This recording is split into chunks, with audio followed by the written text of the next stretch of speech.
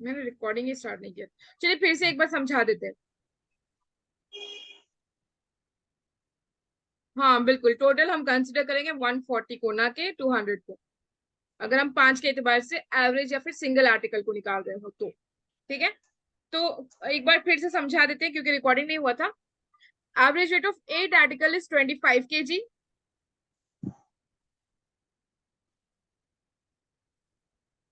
8 articles का average weight कितना है? 25 kg है। ठीक है, और फिर ये क्या कह रहे हैं? If the average weight of 3 of them is 20 kg। ठीक है, तो हमें दो चीजें बतानी है। The what is the total weight of rest of the 5, बाकी के 5 का क्या वेट होगा। ठीक है, टोटल वेट ये पूछ रहा है, एवरेज नहीं पूछ रहा है। उसके बाद क्या पूछ रहे हैं? What is the weight of one article according to 5, 5 के एतबार से। ठीक है, तो इसको करने का तरीका ये होगा कि एवरेज वेट जो है उसको सम कर लीजिए पहले। जैसे 8 का अगर 25 होगा तो टोटल कितना होगा? 25 इंटू 8, 200। और अगर 3 का वेट कितना होगा? 20। तो आप क्या करोगे? 20 इंटू 3 करोगे, 60 आ जाएगा आंसर। तो आप 200 में से 60 को जब निकालोगे, यानी कि 8 में से 3 निकाले तो 5 बच गए। तो इसी तरह आप 200 में से 60 को निकालोगे तो 140 बच जाएंगे। ठीक है, 140 बच गए, तो ये हो जाएगा 5 आर्टिकल्स का टोटल वेट।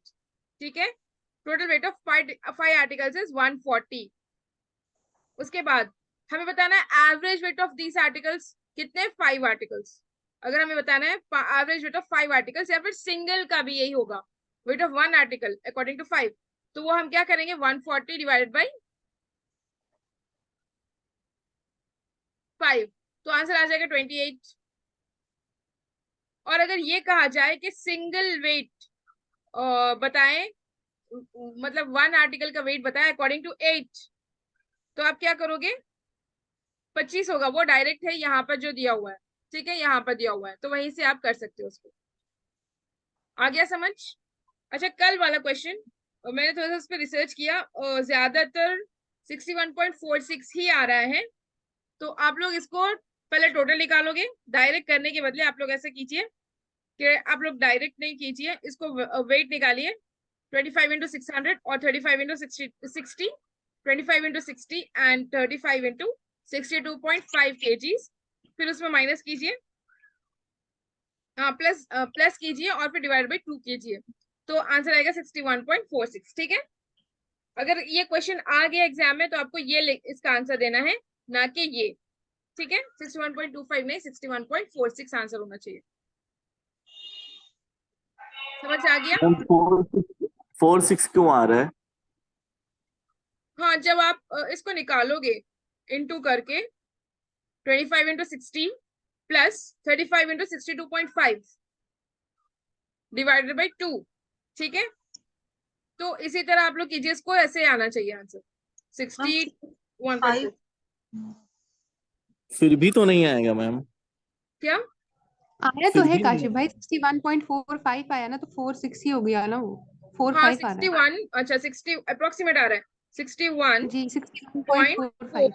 61.458 आ रहा है।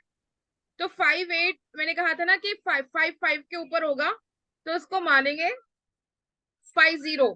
ठीक है, 50 आप मान सकते हो। और अगर 56 के नीचे आएगा, 56, 57, 58, 59, तो 60 आप मान सकते हो 6। ठीक है, अब इतना आगे तो आप नहीं करोगे, तो इसलिए 41.45 भी करेक्ट है, 61.46 भी करेक्ट है, दोनों में से कोई भी आप कर सकते हो। ठीक है, ये ऑप्शंस के एतबार से होगा, अगर 61.45 है तो आप 45 करोगे, और अगर 61.46 है तो 46 करोगे। वैसे वो दोनों नहीं देगा। ठीक है, मैम क्वेश्चन एक बार फिर से दिखा दीजिए। हाँ ठीक है।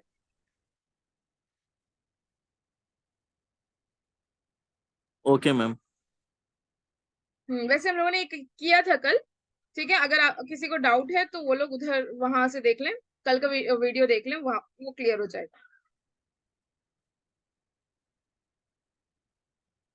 किसी को कोई डाउट है कल वाले में भी? अगर हो तो बताना।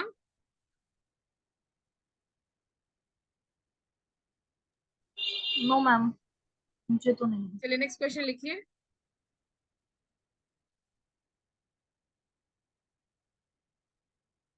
The average of A B C,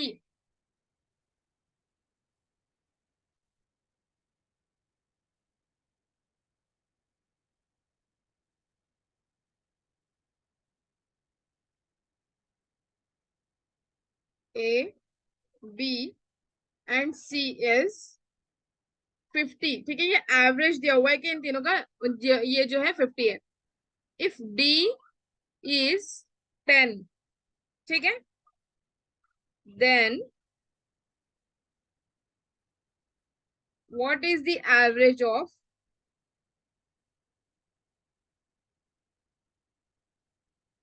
A, B, C and D? यानी कि तीनों का दिया हुआ है पहले, average of A, B and C इन तीनों का दिया हुआ है कि क्या है, 50 है, ठीक है, इन तीनों का एवरेज 50 है। Then if D is 10, D का दिया हुआ 10, ये तो दे दिया है कि इसका नंबर 10 है, ठीक है, तो इसको इसमें मिला लेना है फिर। Then what is the average of A, B and C and D?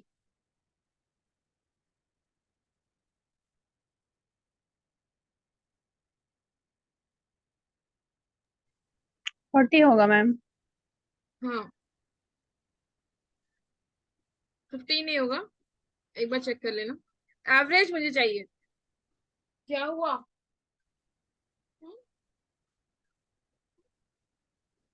Option दे देते हैं, क्या हुआ इसका?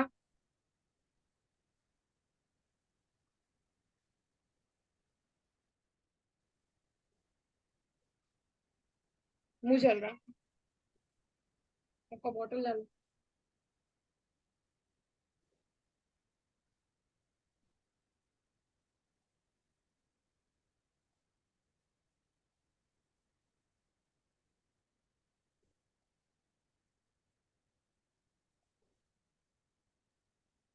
ए होगा मैम। ये होगा 40 कैसे? होगा, ए कैसे होगा? 50 होगा 40 होगा ना। 40 हाँ, ए होगा। कैसे? अच्छा काशिफ आप बताएं, ए कैसे आप बता रहे हो? 15? मैम 40। हाँ 40 होना चाहिए।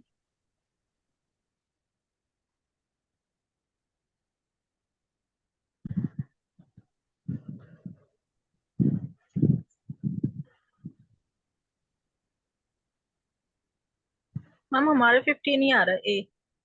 हाँ मैम, 50 नहीं है, 150 हो जाएगा और फिर प्लस में 10 जोड़ लेंगे, 160 होगा, फिर 4 से हम डिवाइड कर देंगे तो 40 होगा। जी मैम, जी मैम। तो 40 हो रहा है ना, 15 कैसे हो रहा है वो मुझे बताना है।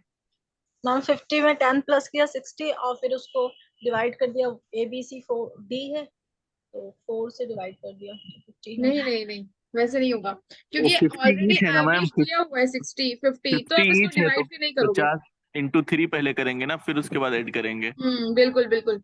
डायरेक्ट अगर आप कर रहे हो तो फिर एवरेज ऑलरेडी दिया हुआ है तो आप इसमें नहीं फिर एवरेज निकाल सकते हो। एवरेज का एवरेज तो आप नहीं निकालोगे। बताते हैं, ठीक है, क्या गलती हो रही है वो भी हम बताते हैं।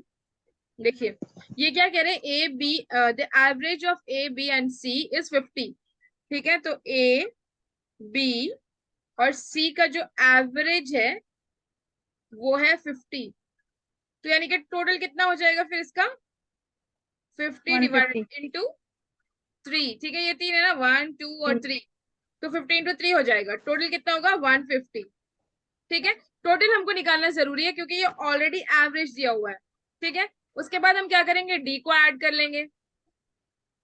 डी कितना है, 10 है, तो 150 प्लस 10 कर लेंगे 160, ठीक है। अभी फिर एवरेज निकालेंगे, इसका एवरेज फिर निकालना है, what is the average of A B C and D. अभी एवरेज निकालेंगे, तो average of A B C and D, average of A B C and D is equal to 160 divided by 4। अब इसको कीजिए, तो वो 40 हो जाएगा। 4 से जाएगा 4 और 4 40 हो जाएगा। 40 आंसर होगा, ठीक है, इन चारों का जी। एवरेज। Yes ma'am. आप लोग क्या कर रहे हो गलती के, ये ए बी सी का दिया हुआ है 50 और डी का दिया हुआ है 10, ओके, तो आप करो 60, फिर आप 60 डिवाइड बाई 4 कर रहे हो, इसीलिए आपको 15 आ रहा है 1 से, और 20 बच गया 5 से। ऐसे नहीं करना है क्योंकि ये ऑलरेडी एवरेज दिया हुआ है, ठीक है, और ये सिंगल है, तो ये एवरेज को आप इनटू करोगे 3 से, ठीक है, टोटल बनाओगे, उसके बाद इसमें ऐड करोगे, उसके बाद डिवाइड बाई 4 करोगे, ठीक है। क्लियर हुआ सबको जिसको भी 15 आंसर आ रहा था? जी ठीक है, फिर मैम। से, हाँ फिर से एक बार बता देते हैं। The average of A B and C is 50। A B और सी का एवरेज जो है 50 है। इफ डी इज 10 और डी का उसने दे दिया कि 10 है, then what is the average of A B C and D? तीनों का, चारों का मिला के एवरेज कितना होगा? अच्छा मैं अगर ये करूं, what is the total of A B C and D, तो बताएं क्या आंसर होगा? 160। हाँ 160 होगा। टोटल क्या है? ये होगा 160। ठीक है। 160 जी मैम जी। हाँ हाँ। तो क्वेश्चन चाहे कैसे भी वो घुमाए, आपको प्रोसेस आना चाहिए, क्वेश्चन को समझना आना चाहिए, फिर आप उसका आंसर कर सकते हो किसी भी तरह से। ठीक है।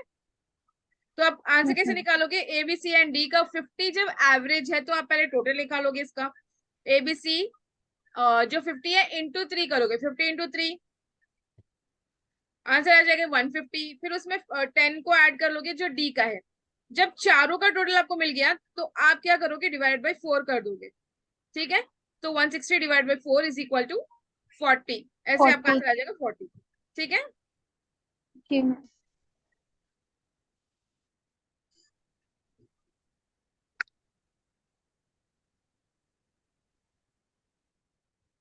Hello ma'am.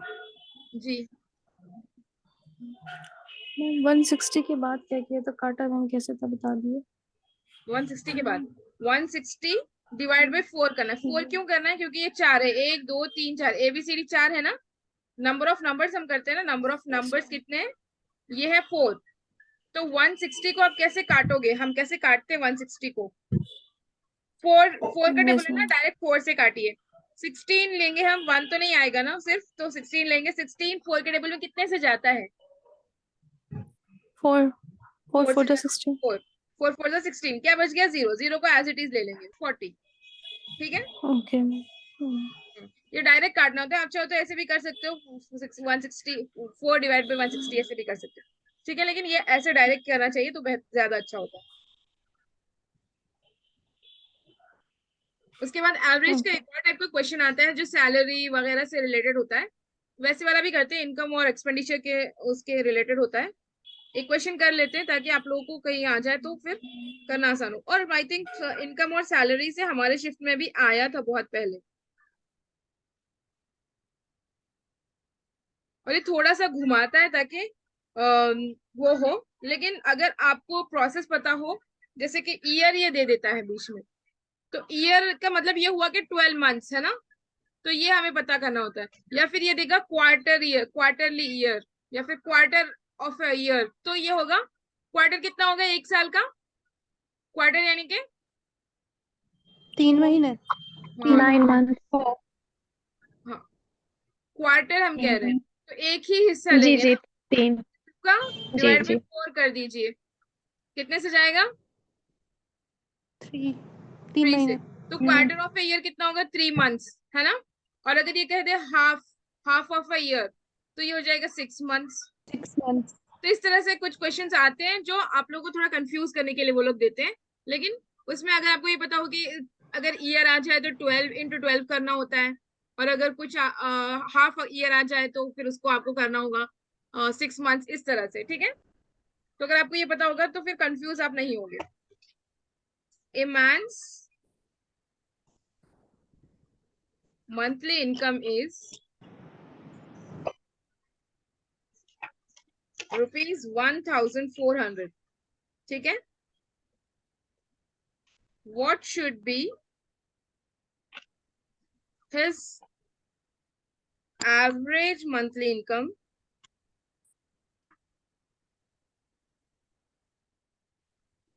monthly expenditure? ठीक है।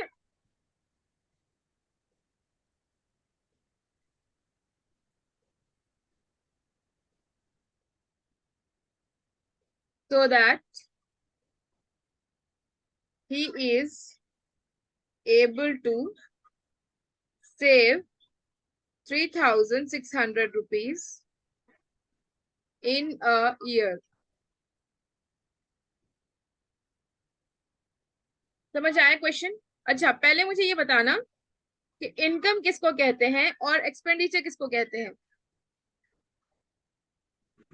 इनकम क्या तो मैम होगा? सैलरी हो गया और और एक्सपेंडिचर खर्चात एक्सपेंडिचर जो में है। खर्च अखराजात। हाँ, हाँ आप कह सकते हो आमदनी सही होगी। सैलरी कहना एक तरह से तो ठीक है, लेकिन और इनकम बहुत तरीके से हो सकती है, जो जरूरी नहीं है हमारे कि पास सैलरी। आता है जो हमारे पास आता है वो आमदनी है या हाँ सैलरी इनकम है, और जो हम देते हैं यहाँ से तो वो एक्सपेंडिचर। हाँ बिल्कुल। एक्सपेंडिचर क्या होगा, जो आप दोगे, यानी कि खर्चा आप कह सकते हो, अखराजात जो आप कहते हो। ठीक है। एक और चीज होती है इनकम। आप इनकम यानी कि जो आती है, इनकम जो आ रहा है। एक और कॉमर्स में हम अक्सर पढ़ते हैं कि क्रेडिट और डेबिट। क्रेडिट को ये कहा जाता है व्हाट कम्स इन, और डेबिट व्हाट गोस आउट। ठीक है, ऐसे भी याद रख सकते हो। क्रेडिट जो हमारे पास आता है, क्रेडिटेड, अगर आपके अकाउंट में क्रेडिटेड के बात आएगी कि 1,000 rupees is credited in your account, तो यानी कि आपके पास पैसे आए हैं बैंक में।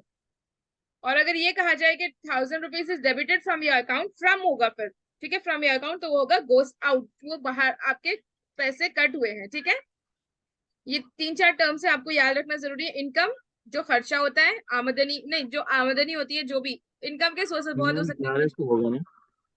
हाँ जी। मैम 1100 हो जाएगा ना इसका 1100 आंसर। होगी ना? 1100। हाँ ठीक है, 1,100 हो रहा है। हाँ, 13,200 कैसे? जी। मैम 16,800 टोटल होगा, उसमें से 3,600 माइनस कर देंगे, हाँ। हाँ तो तो फिर उसके बाद एक 1,3200 बचेगा। 13,200 हुआ। उसके बाद क्या करना तो होगा, 13,200 डिवाइड। 13,200 को 12 से ट्वेल्व से डिवाइड इसको कर देंगे पड़ेगा पर मंथ डिवाइड। के हाँ हिसाब से। बिल्कुल।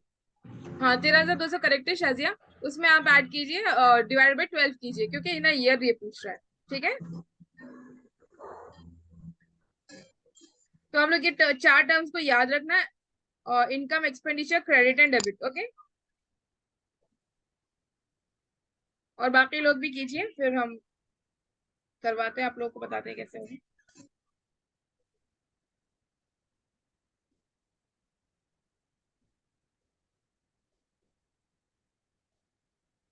Yes, ma'am. 1100. 1100। ठीक है। 1100 में। हाँ, ये क्या कह रहे हैं कि ए मैन्स मंथली इनकम इज 1,400, यानी कि महीने का मंथली जो इनकम है इसका 1,400 है। ठीक है, what should be is average monthly expenditure, उसका कितना खर्च होना चाहिए एवरेज एक महीने में एक्सपेंडिचर, हर महीने, यानी कि एक महीने में कितना होना चाहिए, so that he is able to save 3,600। तो आप क्या करोगे, पहले बताओगे कि एक महीने का 1,400 है, तो आप इंटू 12 कर दोगे। ठीक है, जितना आया, उसके बाद वो होगा पूरे साल का। तो पूरे साल में आपको कितने बचाने हैं, 3,600। तो उसमें माइनस कर दोगे, 13,200 आ जाएगा, और फिर आप डिवाइड कर दोगे 12 से, तो एक महीने का एक्सपेंडिचर पता चल जाएगा। ठीक है, एक महीने का खर्च आपको इतना करना है, ये पता चल जाएगा।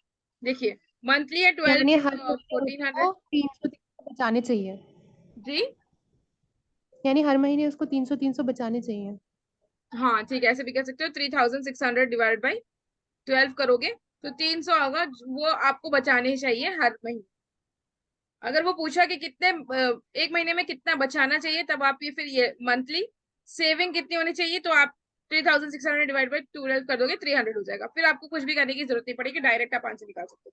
ठीक है, आपको ना एक ही क्वेश्चन में 2-3 तरह से करना आना चाहिए, कि अगर इसने पूछ लिया ये, तो ये क्या आंसर होगा, फिर ये पूछ लिया ये, तो ये क्या आंसर होगा। तो आप ही क्वेश्चन को लिखना है और आपको ही इसमें से निकालते जाना है, तो वो बहुत आसानी होगी। अगर आपको सेम क्वेश्चन अगर अलग अलग इसने फिर टाइप्स पूछ लिए उसी में से, तो ठीक है।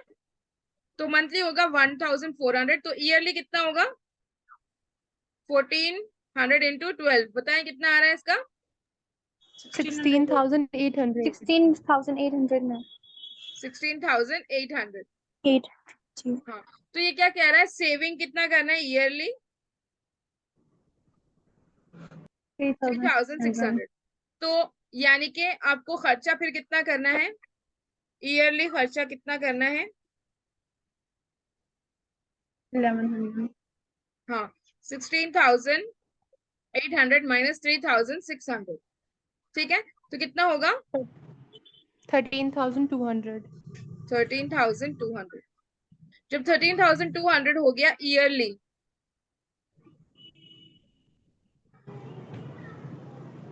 तो आपको क्या करना है, मंथली बताना है, या फिर आप कह सकते हो कि एवरेज बताना है इसी का। हाँ, 13,200 डिवाइडेड बाई 12। तो आप इसको कैंसिल कीजिए, 12 वन से डायरेक्ट कीजिए, 12 वन से 12, फिर 1 इधर दे दिया तो कितना बच गया, 12 1 सा 1 से 12 और 2 1 जीरो, बचा है जी। 2 जीरो। ठीक है, तो आंसर हो गया 1100। 11 ठीक है। और हाँ, अगर आपको आता है, समझ में आ रहा है, तो आपको ये सारा इतना बड़ा लंबा प्रोसेस लिखने की जरूरत नहीं है। जैसे मैंने लिखा 60,800 माइनस 3,600, जरूरत नहीं है। जब आपको यहाँ मिल रहा है तो इसमें ही डायरेक्ट कर लीजिए। फिर 13,200 मंथ ईयरली हो गया, तो इसी के नीचे डाल लीजिए 12 और डायरेक्ट कर लीजिए। ठीक है, जरूरत नहीं है इतना लंबा करने की। जितना शॉर्ट आप करोगे उतना जल्दी आंसर निकलेगा, और जितनी ज्यादा कैलकुलेशन आप माइंड में करोगे उतना ज्यादा आसान होगा आपके लिए। ठीक है, कोशिश करनी चाहिए कि ज्यादा से ज्यादा हमारा कैलकुलेशन माइंड में हो। हाँ, अगर कंफ्यूजन है तब तो आपको करना ही चाहिए। अगर स्टार्टिंग है तो आप पहले बुक और पेंसिल पे कीजिए। ठीक है, पेंसिल से कीजिए बुक पर, उसके बाद आप उसी कैलकुलेशन को सेम माइंड में कीजिए। ठीक है, सेम कैलकुलेशन को आपको माइंड में करना है। आप देखना है फिर हो रहा है कि नहीं। ऐसे ही 2-3 बार कीजिए, उसके बाद कुछ दिनों के बाद आपको आदत हो जाएगी, आपको बुक और पेंसिल की भी जरूरत नहीं होगी। लेकिन जब तक अगर आप कोशिश नहीं करोगे कि आप माइंड में करो और बुक और पेंसिल के ही मोहताज रहोगे, तो हमेशा ऐसे ही रहेगा। कोशिश ही करनी चाहिए। स्टार्टिंग में तो नहीं आएगा, बहुत मुश्किल लगेगा कि क्या किसको क्या कर रहे हैं, क्या कर रहे हैं, समझ नहीं आएगा। लेकिन आहिस्ता आहिस्ता आहिस्ता आपके माइंड को हैबिट हो जाएगी और फिर वो आना शुरू हो जाएगा। और आपने जैसे ये किया 13,200 डिवाइड बाई 12, तो जो आंसर आया वो आप बस लिखा करिए। ठीक है, जो आंसर आ रहा है वो लिखना जरूरी है। जैसे यहाँ 16,800 माइनस 3,600, तो 13,200 आपको लिखना चाहिए, क्योंकि फिर अगर आप आगे की कैलकुलेशन करोगे तो ये भूल जाओगे। तो आपके लिए जरूरी है कि जो आंसर आता जा रहा है वो स्टेप बाय स्टेप आप लिख लो, ये बेहतर होगा। ठीक है, कुछ तो लिखना ही होगा, सारी चीजें तो अब आप अब का सोच रहे हो तो फिर पिछला थोड़ा सा आप भूल जाओगे, तो उसके लिए फिर याद नहीं रहेगा कि अरे क्या था क्या था क्या था। तो उसके लिए ये जरूरी है कि आप थोड़ा थोड़ा आंसर, बस आंसर लिखते जाए। या फिर आप जैसे 16 into 8 था, तो आप बस ये क्वेश्चन लिख लीजिए और आंसर जो आएगा वो यहाँ लिख लीजिए। ठीक है, या फिर आप इसको डायरेक्ट माइंड में करने की कोशिश कीजिए। जैसे भी हो सके अपने से कोशिश करते जाइए, इंशाल्लाह आहिस्ता आहिस्ता आपकी मैथ्स बहुत इंप्रूव होगी। और पता है, आपको एक्सरसाइज होता है ये ब्रेन के लिए। मैथ्स एक बहुत बड़ा एक्सरसाइज, बहुत अच्छा एक्सरसाइज होता है ब्रेन को एक्टिव रखने के लिए। ठीक है, और बहुत सारे लोग ये कहते हैं कि सुबह सुबह अगर आपको, मतलब पूरे दिन अगर आपको ब्रेन को एक्टिव रखना है, तो आपको सुबह उठते ही एक पजल करना चाहिए। पजल यानी कि कोई मैथ्स का सम कर लिए। अगर आप बेसिक हो, मतलब स्टार्टिंग हो, तो आप बेसिक का कर सकते हो सम या पजल। अगर आप मीडियम हो तो मीडियम का कर सकते हो। अगर आप हार्ड अच्छा आता है आपको तो हार्ड भी कर सकते हो। तो अपने लेवल के हिसाब से आपको सुबह उठते ही एक पजल या एक कोई भी कुछ भी कोई भी सोल्यूशन करना चाहिए, या फिर एक कैलकुलेशन ही कर ले, तो वो हमारे ब्रेन को ज्यादा एक्टिव रखेगा पूरा दिन में, और जल्दी एक्टिव करेगा भी। ठीक है, तो इस तरह आप लोग प्रैक्टिस करते जाइए, तो ये लॉन्ग टर्म में आपको यूज आएगा। ऐसे नहीं कि सिर्फ आपने एग्जाम के लिए सीख लिया उसके बाद काम नहीं आएगा, ऐसा बिल्कुल नहीं है। ठीक है, हमेशा ये काम आता रहेगा। ठीक है, यस मैम। Yes, ma'am. जी मैम। नेक्स्ट। हाँ, नेक्स्ट एक और टाइप का क्वेश्चन आता है। आप इसको कह सकते हो प्रोडक्ट टाइप में। ठीक है,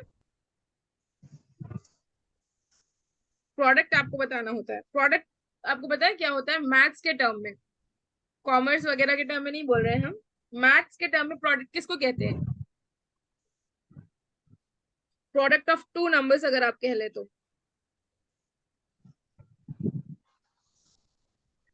बताएं, आपस में इंटू करना होता है। अगर मैंने कहा कि product of A and B, तो A into B is the answer. ठीक है, हाँ, मल्टीप्लीकेशन करना होगा। प्रोडक्ट यानी कि मल्टीप्लीकेशन करना होगा, आपस में आपको मल्टीप्लाई करना होगा। ठीक है, तो उसी के बेस पे हाँ, लिकेशन में परेशान होगी, लिकेशन क्या है। तो इसी के बेस पे हम एक करते हैं, एक प्रॉब्लम करते हैं, ताकि अगर इस टाइप का भी क्वेश्चन आ जाए तो आप लोगों को करना आसान होगा। ठीक है, द एवरेज ऑफ 5 कॉन्सिक्यूटिव का मतलब क्या है?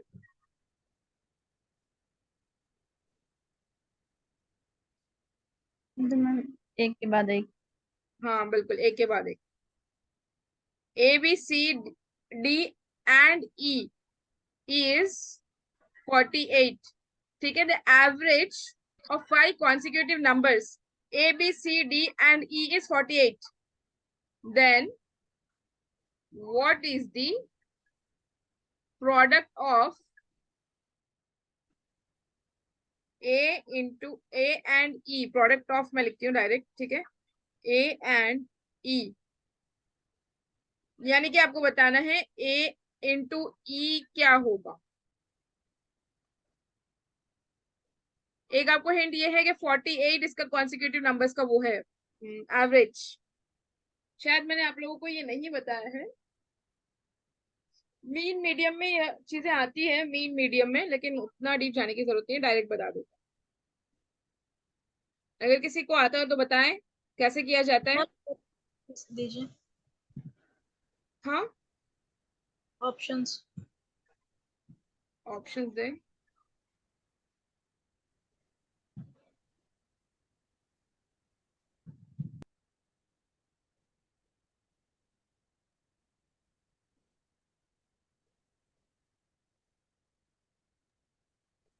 सवाल एक बार पढ़िए। Then what is the product, what is product of A and ई।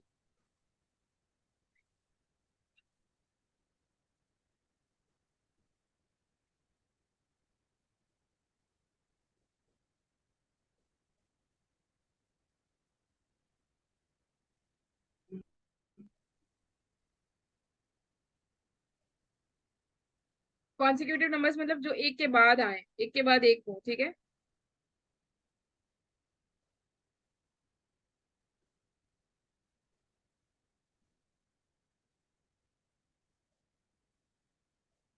हाँ करेक्ट मान लो, वेरी गुड।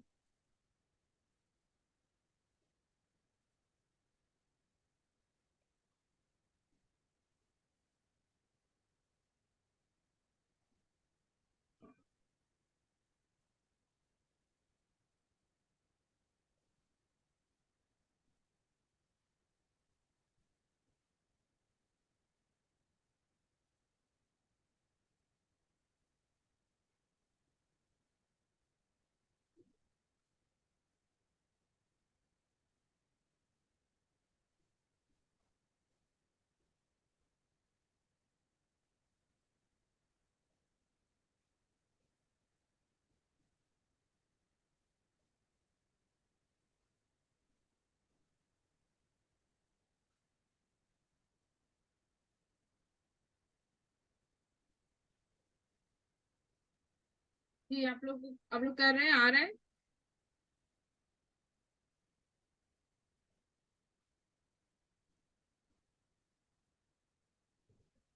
एक एक इसमें ट्रिक है, अगर आप लोग को वो पता होगा तो फिर आंसर बहुत इजी निकल जाएगा। इसमें करना क्या है वो नहीं समझ में आ रहा है। हाँ समझ देखिए, में नहीं आ रहा है। एक बात बताते हैं कि इवन नंबर्स अगर हैं, ठीक है, और उसमें से अगर कितने भी इवन नंबर्स हो और वो कॉन्सिक्यूटिव होना चाहिए, यानी कि एक के बाद एक होना चाहिए, ठीक है। उनका कोई एक सीरीज होना चाहिए, ठीक है। कुछ भी ऐसे नहीं 1 5 फिर 8 निकाली, ऐसे नहीं, बल्कि कुछ ना कुछ उनका सीरीज होना चाहिए, ठीक है। इवन नंबर्स, इवन नंबर्स यानी कि नंबर्स, जो नंबर है, नंबर ऑफ नंबर्स है वो इवन नंबर होना चाहिए। इवन नंबर क्या होता है? 2 4 8, 2 4 6 8 10। हाँ 2 4 6 8 10। तो एक बात रुक जाइए, यहाँ पे हम लिखते हैं कॉन्सिक्यूटिव नंबर्स।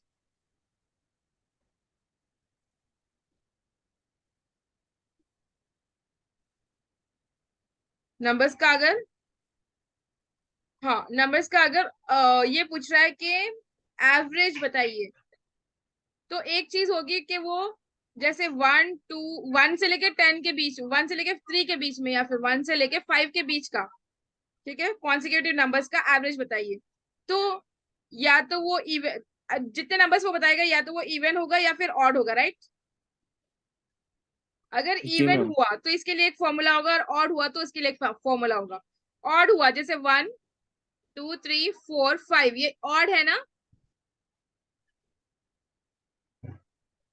तो इसका क्या होगा 1 2 3 4 एंड 5। तो इसका जो एवरेज होगा वो मिडिल का ही नंबर होगा, ठीक है? यही एवरेज होगा इसका। करके देख ले। इसका फॉर्मूला तो आपने बताया था ना। फार्मूला आपने बताया था मैम कि नंबर ऑफ नंबर्स जितने होंगे उतना ही होगा। हाँ, वो उस वक्त होगा जब फर्स्ट होगा उसमें, ऑड नंबर। जी मैम, स्टार्टिंग के फर्स्ट और odd number. First odd numbers. लेकिन ये बीच का किसी ने तब पूछा भी था ना कि अगर बीच से आ जाए, ये पूछ ले 6 4 से लेकर 10 के बीच में, तब तो वो फॉर्मूला नहीं एप्लीकेबल होगा ना, है ना? आया समझ? जी मैम, मैम ये जी क्वेश्चन मैम। आया भी है एक बार। हाँ, बीच से अगर ले 4 से 10 के बीच में, तब आपको वो फॉर्मूला नहीं अप्लाई होगा जो n ही आंसर होगा या फिर n+1 जो आंसर होगा, ठीक है? तो यहाँ पर आपको जो मिडिल का नंबर होगा वो इसका आंसर होगा। जैसे एक सेकंड, 6 6 12 13 14 15, 15 डिवाइडेड बाई 5, ये तो 1 3 होगा। हाँ 3 होगा ना इसका आंसर, इसका आंसर 3 होगा। आया समझ? और वो जो था वो एवरेज नहीं था, जो फर्स्ट के जो हम लोग n और n+1 निकाले थे, एक बार आप लोग उसको जाके देखना, ठीक है? वो एवरेज नहीं था उसमें। सेकंड वाले में एवरेज था लेकिन फर्स्ट वाले में एवरेज नहीं था, ठीक है? उसको इसको मिक्स मत कीजिए, वो अलग है ये अलग है। उसमें एवरेज कब था और फर्स्ट कब था वो एक बार उसको चेक कर लेना, ठीक है?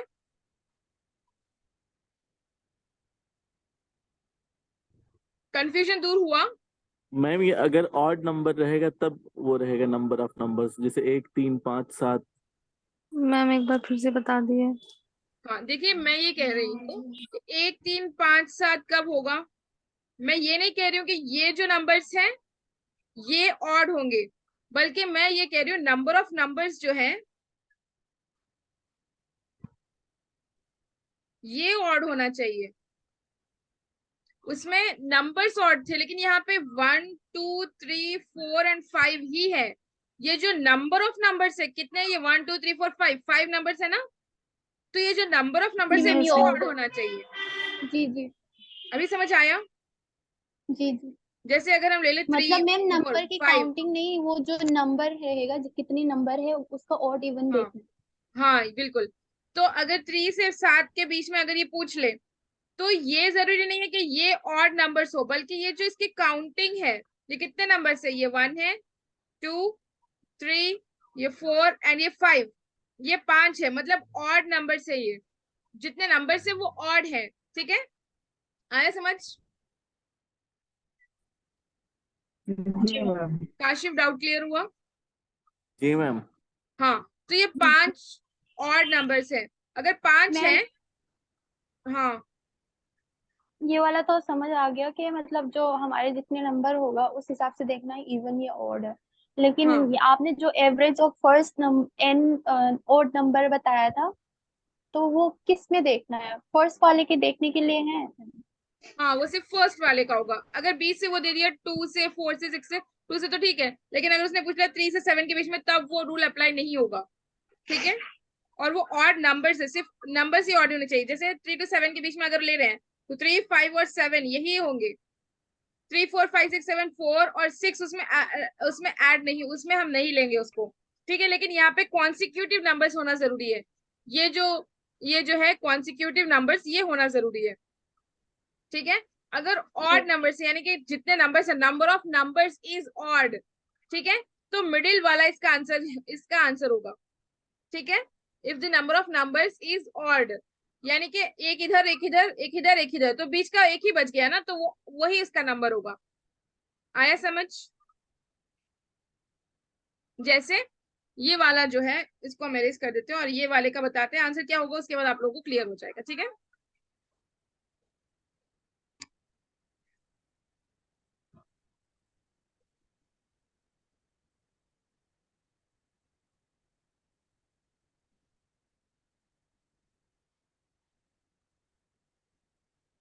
अच्छा मैंने तो क्वेश्चन ही नहीं बताया ना, ठीक है क्वेश्चन बता देते हैं एक, उसके बाद आप लोगों को क्लियर हो जाएगा। हाँ ये बताया ना, ABCD एंड E का जो है 48 है, तो आपको ये नंबर ये नहीं पता है कि ये A मतलब कुछ भी नंबर हो सकता है 3, हो सकता है 4, कुछ भी कहीं से भी स्टार्ट हो सकता है। तो यहाँ पे आप क्या करोगे, ABCD एंड E ये ऑड नंबर्स है ना, तो ये जो बीच का होगा C, यही इसका क्या होगा, एवरेज होगा। ठीक है, ये एक बात हो गई। दूसरा ये क्या कह रहे हैं, यहाँ तक समझ आया कि जब ऑड नंबर्स होंगे यानी कि 1 2 3 4 एंड 5, ये 5 क्या है, ऑड नंबर है ना। जब तो नंबर 3 ऑफ हमारा नंबर्स एवरेज हो ऑड हो, जाएगा। जब नंबर ऑफ नंबर्स ऑड हो, तो उस वक्त जो मिडिल का नंबर होगा वही इसका एवरेज होगा। ठीक है, इसमें मीन भी निकालते हैं, जैसे प्लस करके डिवाइड बाई 5। आपको क्या करना होता है, इन चारों को A plus B plus C plus D plus E divided by 5 करोगे तब एवरेज निकलेगा। लेकिन जब आपको नंबर ही नहीं पता है तो आप कैसे निकालोगे। तो ये है कि जो बीच का नंबर है C, वो एवरेज होगा। तो इसने क्या कहा, ABC एंड D इज 48, यानी कि एवरेज आपको पता चल गया है कि 48 है, यानी कि C जो है 48 है। यहाँ तक बात समझ आई। जी जी मैम। मैम। यस। हाँ, तो एक बात ये हो गई कि 48 है। अब बाजू वाले D क्या है और E क्या है, A क्या है और B क्या है, आपको नहीं पता, कैसे पता चलेगा, आप लोग बताएं। एक और बात इसने यहाँ क्वेश्चन में कही है कि कॉन्सिक्यूटिव नंबर्स है, मतलब क्या होगा कि ये लाइन से नंबर्स है, लाइन से नंबर से तो 48 अगर C होगा तो D 49 होगा, और E क्या होगा 50 होगा, है ना। और फिर B क्या होगा, इससे पहले वाला नंबर यानी कि 47 होगा, और A क्या होगा 46 होगा। ठीक है, जी मैम। आगे समझ में तो अभी। फिर अगर तो फिर मैम अगर हमें ए और ई का निकालना है तो हम 48 इंटू 50 कर देंगे। बिल्कुल 48 इंटू 50 कर देंगे, आंसर आ जाएगा। किसी को कोई डाउट है तो बताएं अभी। मैंने एक बार फिर से बता दिया। एक बार इसको समझ करिए आया। आप लोग अपने से। हाँ समझ आया मैम। Very good. आप लोग इसको फिर से एक बार समझिए और अपने बुक पे कीजिए, तभी आप लोग को क्लियर होगा।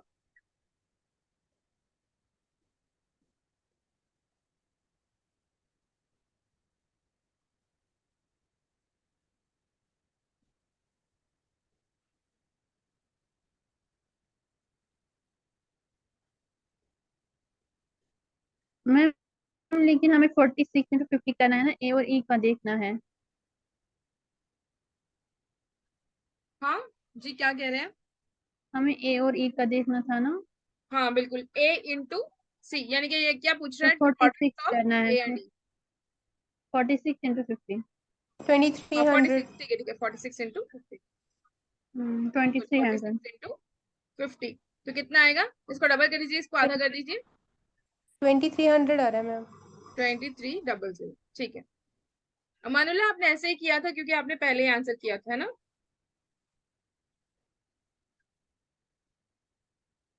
किसी ने किया था ना पहले ही आंसर, मुझे किया था कि किसने, ठीक है। हाँ बिल्कुल आपने किया था, ठीक। आगे समझ में, यानी कि नंबर ऑफ नंबर्स जब ऑड हो, ठीक है, यानी कि ABCDE, अगर मैं कह देती ABC, तो क्या होता है इसका एवरेज, बीच का नंबर, यानी कि B इसका एवरेज होता, ठीक है, B का जो नंबर होता फिर वो एवरेज होता।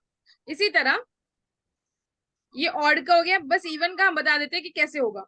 अगर नंबर ऑफ नंबर्स इवन हो, जैसे ABCDE एंड F, ये कितने हो गए, 1 2 3 4 5 एंड 6, ठीक है, ये 6 हो गए ना। जी मैम। फिर जी ऐसे होता तब इसका फिर क्या एवरेज होता, हमने ABCD और E में क्या लिया था, C ले लिया था, ये तो मिडिल आ गया, दो इधर रह गए दो इधर रह गए, मिडिल का C आ गया।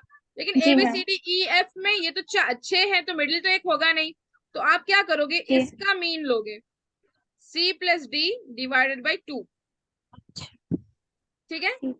जैसे 2 3 4 5 6 एंड 7 है, तो इनमें से दो बीच के 3.5। दो होंगे ना, जो होंगे 4 प्लस 5 डिवाइडेड बाई 2, 2।